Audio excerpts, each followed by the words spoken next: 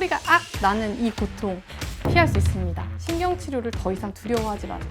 똑똑하게 준비하고 치아를 살리는 마지막 치료라고 생각하시고 현명하게 선택하시는 게 오늘 영상이 도움이 되셨으면 좋겠습니다. 고통은 필수가 아닙니다. 안녕하세요. 치과의사 밀쌤입니다. 신경치료 받고 아프다는 얘기가 너무 많잖아요. 근데 왜 아프다는 얘기가 나올까?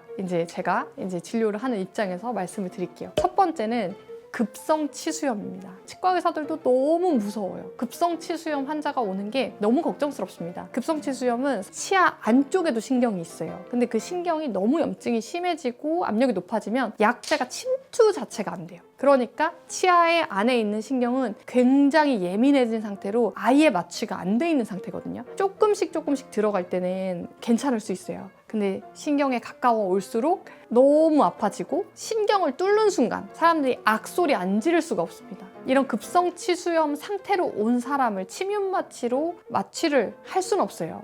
그래서 다른 마취 방법들이 좀 있긴 하거든요. 치아 주변 인대 마취라던가 치주 인대 마취라던가 다른 방법들을 조금 써요. 근데 그럼에도 불구하고 치수에 구멍이 뚫린 상태고 마취를 안 하면 치료를 못 하잖아요. 결국에는 마취를 하게 되는 방법이 바로 치수 내에 직접 마취 주사를 놓게 돼요. 얼마나 아프겠어요. 의사 입장에서도 너무 하고 싶지 않은 진료예요. 신경광내로 직접 마취를 하는 상황, 발생을 왜 하냐? 첫 번째 치수염이 진행되는 과정을 보면은 치아가 찬물에 약간 시려요. 이때는 재생이 됩니다. 근데 내가 이거를 조금 간과하고 찬물에 시린데 뒀다. 그 다음 두 번째로는 더운 물을 먹을 때도 시린다. 이런 단계가 되면 비가역적인 치수염 단계로 넘어오신 거라고 봐야 돼요. 더운 물에 시리고 가만히 있을 때도 아프기 시작됐다. 더 염증이 심해지고 있는 거예요. 치수염이라는 거는 치아 안에 있는 신경에 염증이 생긴 거거든요. 돌아올 수 있는 염증에서 회복되기 어려운 염증으로 이미 진행이 됐고 잠이 오지 않을 정도로 아파요. 치아에 통증이 있을 때 내가 진단도 안 되는 상태에서 증상을 없애는 것은 더 무서운 거예요.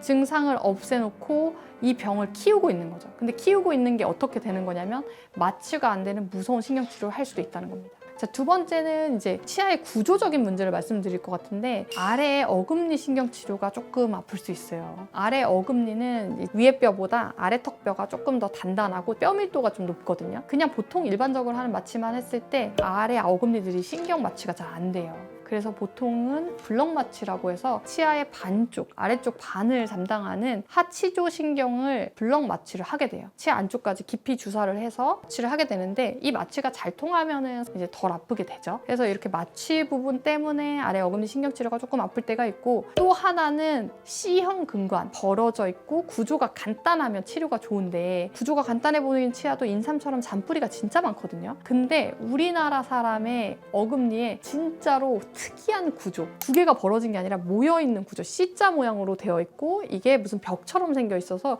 신경을 제거하고 소독하기가 너무 어려운 구조들이 있고 그게 한국인한테 정말 많다고 해요. 전 세계인에서 C형 근관의 발생률보다 높고 동양인 중에서도 이 C형 근관을 가지고 있는 사람들이 천문학적으로 높아요. 정말로. 그래서 우리나라 치과 의사들이 무슨 말을 하냐면 책 다 틀렸어. 실제로 진료하면 하악 제2대구치 아래 어금니 제일 뒤에는 무조건 C형 근관이라고 생각하고 들어가야 돼. 이런 말들을 하시거든요. 한국인의 그 어금니는 진짜 구조가 특이하다. 그렇게 생각하시면 되고 그럴 때 제거할 때도 조금 아플 수 있다. 신경 자체의 구조도 좀 달라서 마취가 덜 되는 경우가 좀 있다고 보시면 돼요. 제가 말씀드린 이렇게 치료하기 어렵기도 하고 치료의 성공률도 낮고 마취도 조금 잘 안 되는 치아는 제일 아래 사랑니 앞에 뒤에 어금니 있잖아요. 제2대구치라고 하는데 그 치아가 조금이라도 아프다 하면 바로 치료하시는 게 좋아요. 그리고 신경치료를 받는 와중에서도 더 아파질 수 있는 치아가 있거든요. 그 치아는 바로 이 송곳니 부위예요. 송곳니 부위에 신경치료를 하다 보면은 플레어업이라고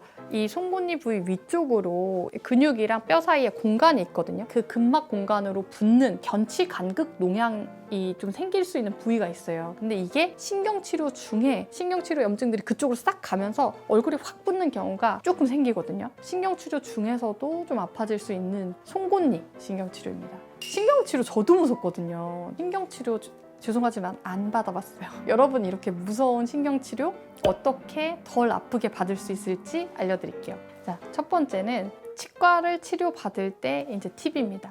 의사 선생님과 소통을 하는 건데, 그러니까 엄살이 좀 있다 이런 식으로 얘기를 하시면 좋을 것 같아요. 그래서 저 진짜 안 아프게 치료해 주세요 뭐 이렇게 하면 의사 선생님도 이 환자분이 조금 통증에 민감하실 수 있고 아픈 거 걱정하시는구나, 공포가 있으시구나 하면서 할 때도 조금 부드럽게 해주시고, 아플 때 손도 딱 들어주시고. 그리고 이제 두 번째 팁은 치료하기 전에 사전에 진통제를 복용을 하세요. 그러면 조금 통증에 대한 민감도 기전 자체가 전신적으로 낮아지잖아요. 뭐 가볍게 타이레놀 같은 거 한두 시간 전에 좀 드시고 치료를 받으시면 좋을 것 같아요. 자, 그리고 신경치료를 편안하게 받기 위한 세 번째 치료 후 팁인데, 신경치료를 받으시고 나서 그쪽을 제발 두드려 보지 마세요. 너무 많은 분들이 자가 검진을 강하게 하고 있습니다. 제가 이걸 왜 먼저 말씀드렸냐면, 그쪽으로 씹지 마세요가 1번인데 씹는 거는 대부분 안 하세요. 신경치료하고 그쪽으로 잘 안 씹으시거든요. 근데 치료가 잘 됐는지 궁금한 거야.